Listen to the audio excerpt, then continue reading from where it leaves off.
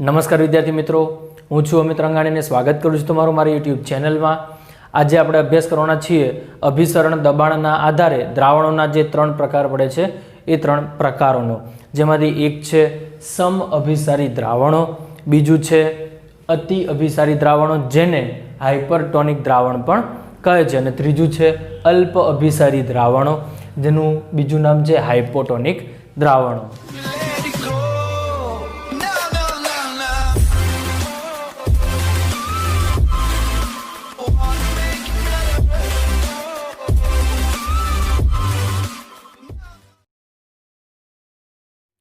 सौथी पहला आपणे अभिसरण दबाण विषे एकवार जोई लईए, समझी लीए, त्यारबाद आपणे द्रावणोना प्रकार समजीशुं। तो आपणे गया लेक्चरमां आपणे अभ्यास कर्यो हतो के भाई आपणे बे द्रावणो आपेला होय, एकमां सांद्रता वधु होय अने बीजामां द्रावणनी सांद्रता ओછી, એટલે કે एक मंद द्रावण होय, एक सांद्र द्रावण होय, अथवा तो एक फक्त द्रावक होय अने एक द्रावण होय, तो हमेशा अर्धपारगम्य પડદો જેને આપણે SPM કહેતા હતા, तो एना वडे हमेशा शेनुं वहन थतुं हतुं? द्रावकनुं ज वहन थाय छे, द्राव्यनुं वहन थतुं नथी। तो ए अभिसरण दबाणना कारणे उत्पन्न थाय छे। तो आपणे आजे एनो ज अभ्यास करवाना छे, एना कारणे जे द्रावणना प्रकार पड़े छे तेनो आपणे अभ्यास करीशुं। तो सौथी पहेला सम अभिसारी द्रावणो। सम अभिसारी द्रावण एटले शुं थाय के आपणे बे एक पात्र लीधुं छे, एक पात्रमां वच्चे अर्धपारगम्य પડદો मूकेल छे। अर्धपारगम्य પડદાની બંને બાજુ દ્રાવણ લઈ છે, બંને તરફ દ્રાવણ મૂકેલ છે અને તે દ્રાવણમાં દ્રાવક અને દ્રાવ્ય અથવા તો કહી શકીએ કે ભાઈ તે બંને તરફના દ્રાવણોનું અભિસરણ દબાણ કેવું છે? સમાન। બંને દ્રાવણના અભિસરણ દબાણ કેવા હશે? સમાન હશે, જેથી દ્રાવકનું વહન અહીં આપણે લખી દઈએ દ્રાવણ 1, અહીં લખી શકાય દ્રાવણ 2। તો દ્રાવણ 1 માંથી દ્રાવણ 2 તરફ અને દ્રાવણ 2 માંથી દ્રાવણ 1 તરફ एक पण तरफ द्रावकनो स्वयंभू प्रवाह वहेतो नथी। फरीथी एक पण तरफ द्रावण 1 मांथी 2 मां अथवा तो 2 मांथी 1 मां एक पण तरफ द्रावकनो स्वयंभू प्रवाह वहेतो नथी, एटला माटे समअभिसारी द्रावणो कहेवाय। तो एनी व्याख्या शुं छे? जुओ, आपेल तापमाने समान अभिसरण धरावता बंनेनुं अभिसरण दबाण केवुं होय? समान होय। बंनेनुं बाष्प दबाण केवुं होय? समान होय। બંનેમાં ઓગળેલા જે દ્રાવ્ય કણો છે તેની સાંદ્રતા પણ કેવી હોય? સમાન હોય। એટલે આપણે દ્રાવ્યતાને મોલારિટીમાં માપીએ તો એની મોલારિટી કેવી હોય? બંને દ્રાવણની સમાન હોય। તો જુઓ, બંને દ્રાવણનું અભિસરણ દબાણ, બંને દ્રાવણનું અભિસરણ દબાણ સમાન હોય છે। अभिसरण दबाण समान होय, त्यारबाद बंने द्रावणनुं बाष्प दबाण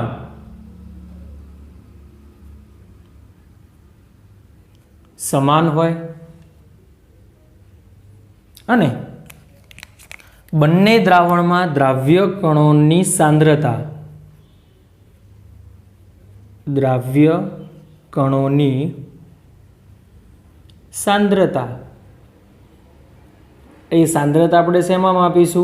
મોલારિટીમાં। એની મોલારિટી કેવી હોય? સમાન હોય। તો એને શું કહેવાય? સમ અભિસારી દ્રાવણો કહે છે।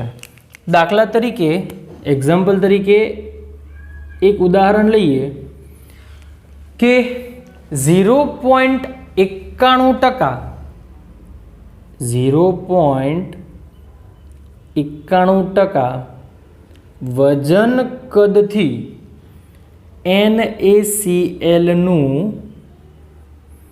जलीय द्रावण અને આપણા રક્તકણમાં રહેલું પ્રવાહી, રક્તકણમાં રહેલ પ્રવાહી એ બંનેનું અભિસરણ દબાણ સમાન હોય છે. એનાથી શું થાય તો એ બંનેનું અભિસરણ દબાણ સમાન હોવાને કારણે આપણે 0.91 દળ કદથી ટકાવારીવાળું NaCl નું જલીય દ્રાવણ આપણા શરીરમાં ઇન્જેક્શન દ્વારા સીધું નસમાં દાખલ કરી શકીએ. ઇન્જેક્શન દ્વારા આપણે એને દાખલ કરી શકાય છે કારણ કે બંનેનું અભિસરણ દબાણ સમાન છે. એટલે કે ક્ષારનું વહન ના થાય અથવા તો દ્રાવકનું પણ વહન થતું નથી. એટલે દ્રાવકનું વહન ના થાય તો આપણા રક્તકણ ફૂલે પણ નહીં અથવા તો સંકોચન પણ પામતા નથી. અને સાંદ્રતા માટે આપણે બીજું એક એક્ઝામ્પલ જોઈ લઈએ. દાખલા તરીકે 0.1 મોલરનું ગ્લુકોઝનું જલીય દ્રાવણ મોલર ગ્લુકોઝનું જલીય દ્રાવણ અને 0.3 મોલર રાખીશું અને 0.1 મોલર H2SO4 નું જલીય દ્રાવણ H2SO4 નું જલીય દ્રાવણ એ બંને પણ કેવા છે? સમઅભિસારી. હવે મનમાં સવાલ થાય કે ભાઈ અહીંયા 0.3 મોલર લખ્યું છે અને અહીંયા 0.1 મોલર લખ્યું છે, તો તમે તો એવું કીધું કે ભાઈ સાંદ્રતા મોલારિટી કેવી હોવી જોઈએ? સમાન હોવી જોઈએ, તો જ એને સમઅભિસારી કહેવાય. સાચી વાત છે, પણ એ મોલારિટી એટલે શું? દ્રાવ્ય કણોની સાંદ્રતા સમાન હોવી જોઈએ. તો તમે જુઓ ગ્લુકોઝનો કેટલો કણ હોય? આપણે જોયું હતું કે ભાઈ ગ્લુકોઝનું વિદ્યુત વિભાજન ના થાય એટલે ગ્લુકોઝનો એક કણ 1 ગુણ્યા 0.3 શું જવાબ મળશે? 0.3. એવી જ રીતે H2SO4 એના કેટલા કણ આવે? દ્રાવ્ય કણો કેટલા છે? 3. 3 ગુણ્યા 0.1 જવાબ શું મળશે? 0.3.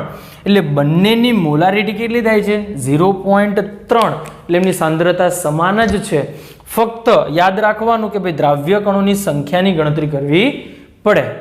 ઓકે, તો આ સમ અભિસારી દ્રાવણો હતા કે ભાઈ દ્રાવણ 1 માંથી દ્રાવણ 2 માં અને દ્રાવણ 2 માંથી દ્રાવણ 1 માં એક પણ દ્રાવણમાં દ્રાવકનો સ્વયંભૂ પ્રવાહ વહેતો નથી. ત્યારબાદ અતિ અભિસારી દ્રાવણ અને અલ્પ અભિસારી દ્રાવણ, આ બંને દ્રાવણોને એકબીજાની સાપેક્ષે દર્શાવવામાં આવે છે. તો વ્યાખ્યા આપણે આવી રીતે લખીશું: જે દ્રાવણનું અભિસરણ દબાણ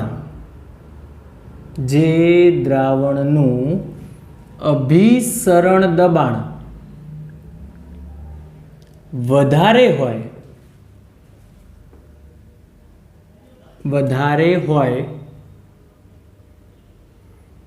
તે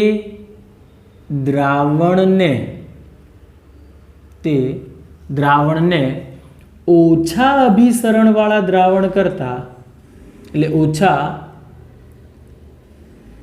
અભિસરણ ધરાવતા દ્રાવણની સાપેક્ષે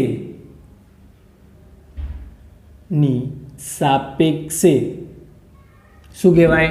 અતિ અભિસારી દ્રાવણ કહે છે. એક્ઝામ્પલ તરીકે આપણે એક પાત્ર લીધું છે ને પાત્રમાં આપણે 2 દ્રાવણો લઈએ. પાત્રમાં આપણે 2 દ્રાવણો મૂકીશું, વચ્ચે અર્ધપારગમ્ય પડદો આવશે અને ઉદાહરણમાં આપણે NaCl નું જલીય દ્રાવણ જ લઈશું અને રક્તકણો લઈશું. તો દ્રાવણ 1 તરીકે આપણે રક્તકણનું પ્રવાહી લઈએ, એટલે કે રક્તકણમાં રહેલ પ્રવાહી,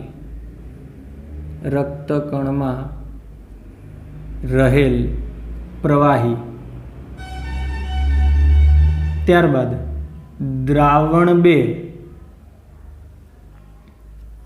એમાં શું લઈશું?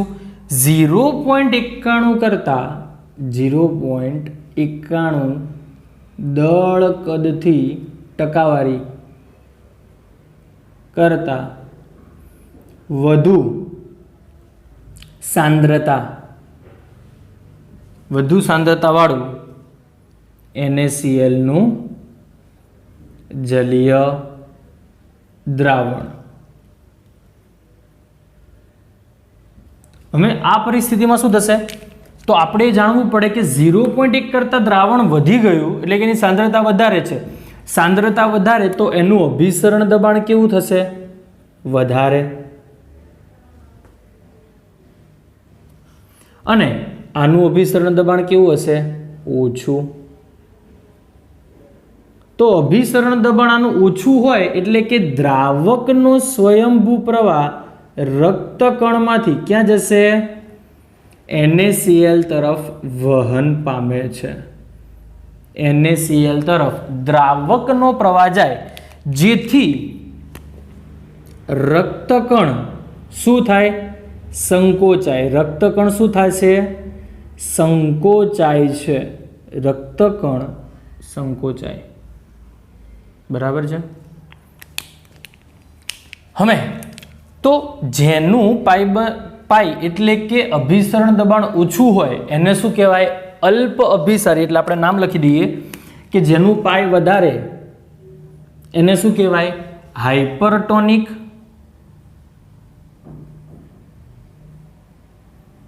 હાઇપરટોનિક દ્રાવણ. અને જેનું અભિસરણ દબાણ ઓછું હોય એને શું કહેવાય? હાઇપોટોનિક દ્રાવણ.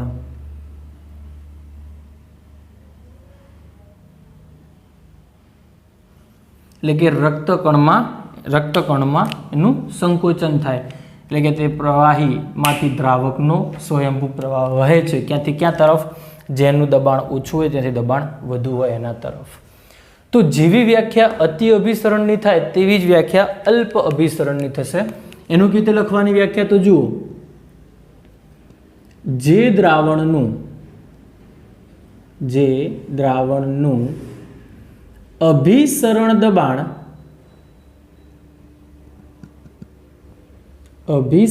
દબાણ કેવું હોય? અલ્પ અભિસારીમાં ઓછું હોય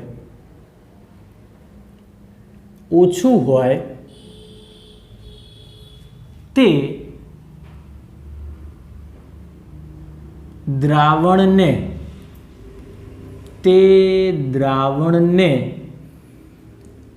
વધુ અભિસરણ ધરાવતા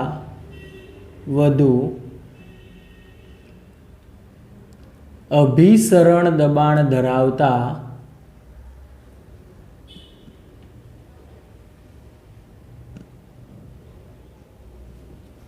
દ્રાવણની સાપેક્ષે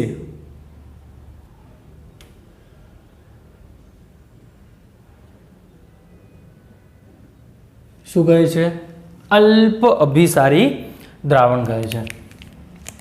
યાદ રાખવાના ખાસ શબ્દો: સાપેક્ષ હોવું જોઈએ એટલે કે કોઈ એક દ્રાવણનું અભિસરણ દબાણ ઓછું અને બીજા દ્રાવણનું અભિસરણ દબાણ વધારે હોવું જોઈએ. તો અહીં પણ આપણે ઉદાહરણ માટે સમજવા માટે લઈશું. એક પાત્રમાં બે દ્રાવણ. પણ અહીં આપણે દ્રાવણમાં જોઈશું NaCl ના દ્રાવણની સાંદ્રતાને કેવી કરી દઈશું? ઓછી. એટલે NaCl ના દ્રાવણની સાંદ્રતા ઘટાડી દેવાની. જેના કારણે શું થશે?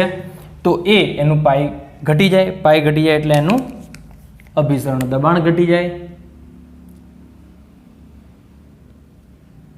1 અને 2 બે દ્રાવણ છે. ઉદાહરણ તરીકે અહીં રક્તકણમાં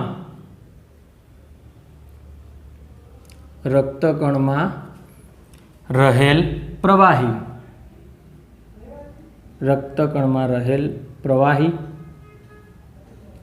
અને અહીં 0.91% દળ કદથી અહીંયા આપણે વધુ સાંદ્રતા લીધું હતું. અહીં લઈશું ઓછી સાંદ્રતા ધરાવે. ઓછી સાંદ્રતા વાળું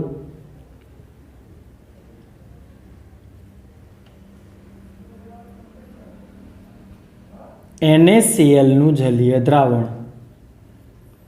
NaCl નું જલીય દ્રાવણ. આનું અભિસરણ દબાણ વધારે, આનું અભિસરણ દબાણ ઓછું. તો જેનું અભિસરણ દબાણ ઓછું હોય તેને શું કહેવાય? અલ્પ અભિસારી દબાણ એટલે કે હાઇપોટોનિક. શું કહેવાય? હાઇપોટોનિક. અને જેનું અભિસરણ દબાણ વધારે હોય એને શું કહેવાય? હાઇપરટોનિક.